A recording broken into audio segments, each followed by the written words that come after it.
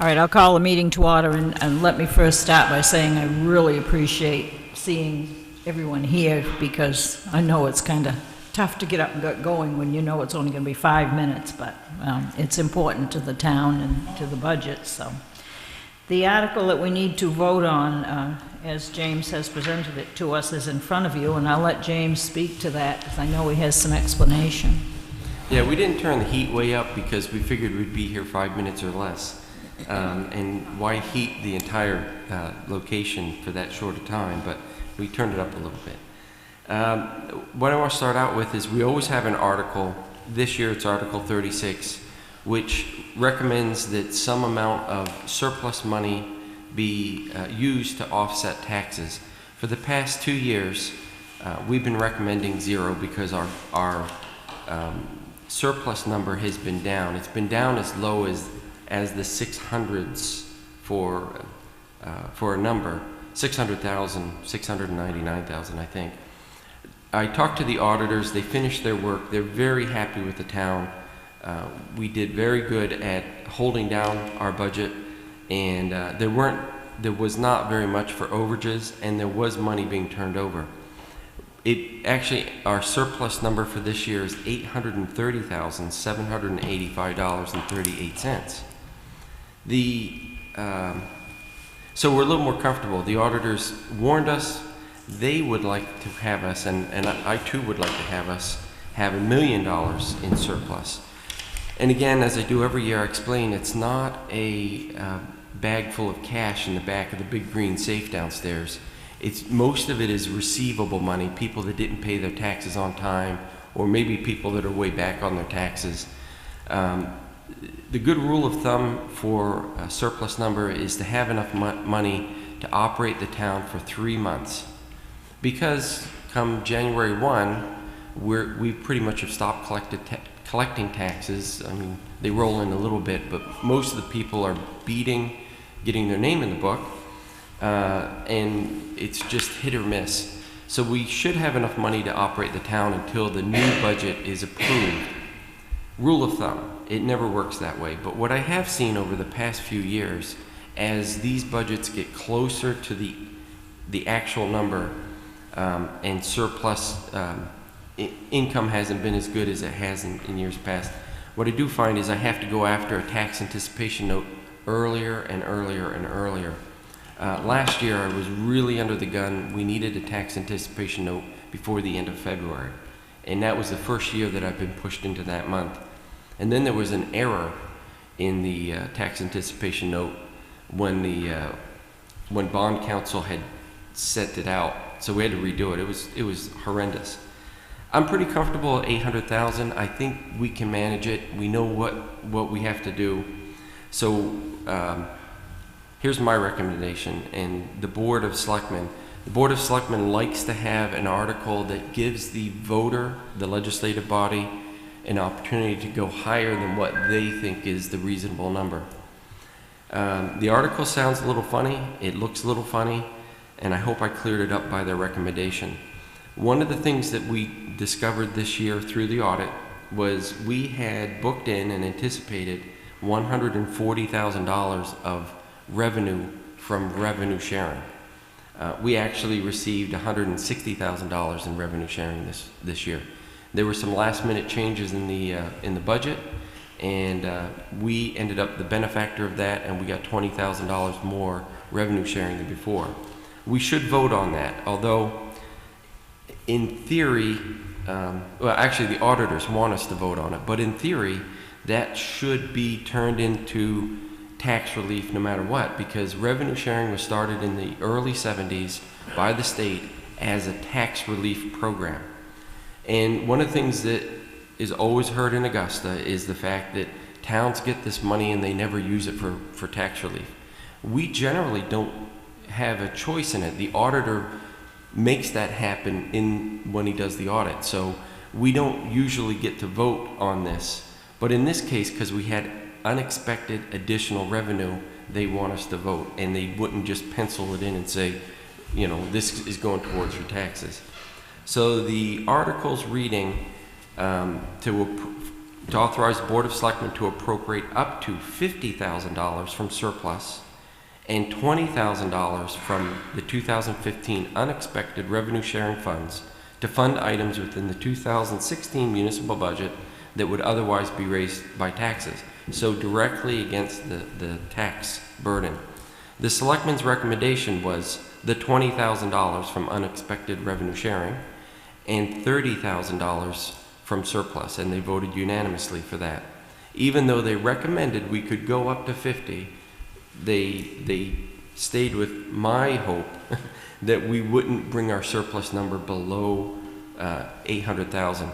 One of the fears that I have about surplus, beyond having enough money to keep the function until February as long as we can, is if something should happen between the time that our town meeting takes place and the next year, that money, that surplus money is the money that, is the only money that you have to tap into if you have an emergency, if you have something major happen. That's the only money that's there. You can't raise more taxes. It's impossible. So beyond having 3 months, hopefully, worth of operating funds, it's also important because you don't want to get it so low that if you had... Now, have we had that? I don't think in the 12 years that I've been doing this, we've tapped into that once or twice at a town meeting for things that took place. So it's not as often, but it is something that I want everyone aware of, that there is no more... We can't print the money. We're not the federal government. That's all we have. And if there were a major incident or need, that's the only thing we have to go after. What's an example of a major incident? If we had a fire truck go down, in between the time that we get reimbursed from insurance and the time we may need to have a special town meeting. We've never done it. I'm just throwing out some examples. If a building burnt and we needed storage, or those are the types of real emergent type things. I would be hopeful we wouldn't need it, but there are times when they go back and they ask for a surplus, and a lot of towns do it a lot. We don't need to usually, so that's pretty good. All set? Oh, Question, Doris? not a Dorothy. question, I was just going to make a motion. Oh, well, let's see. Go ahead. Okay, I move that we take 20,000 from the unexpected revenue sharing and 30,000 from the surplus. All right, any other questions or comments? I have a comment. All right, Rex? You indicated that a lot of this surplus is in unpaid taxes. That's true. When are we going to start collecting those? I mean, I pay my taxes. I think everybody else here pays their taxes. And if you look in the books, there's some people with some real tax burden.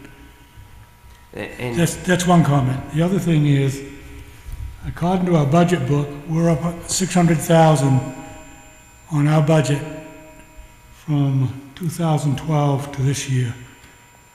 That seems like a lot of money on a $2,300,000 or $400,000 budget. So that's a big increase over those years. I just addressed the tax burden. We do collect most of that you see in the books. By the time it's going to lien, has been collected.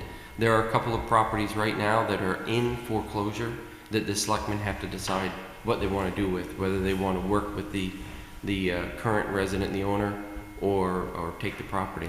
And most of them do end up being paid before the lien matures. I actually had one this year that was paid up after the lien had matured. And, we gave them a little bit of time to figure out where they were going to be. We were prepared to foreclose on it and take the property, and sure enough, they came up with I think it was around $9,000 and saved their property. Was that $9,000 for all the taxes they owed, or just to catch them up so they could avoid the All but lien? 1 year. All but 1 year. you know, a lot of people run right to the red line. And whenever I counsel someone downstairs about taxes, because I talk to people every week about the taxes, I always warn them, when you're running in that second year and you're close to a foreclosure, if you have a major emergency, you could end up in foreclosure. And that's not only an issue for your credit, but it's an issue where the town can take your property. And usually, a lot of them have come about. And then there are things that happen that are there's the ability to abate taxes if there was a poverty need, but we don't run into a lot of that either. Anyone else? All right, the motion before you then is to, that we recommend raising $20,000 from the unexpected revenue sharing and $30,000 from surplus. Those in favor of that motion?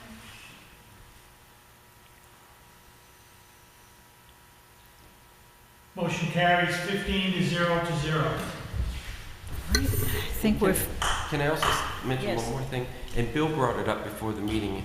I'll get the number to Brian so we can distribute it. I'm fairly sure that this motion and this vote erases the increase.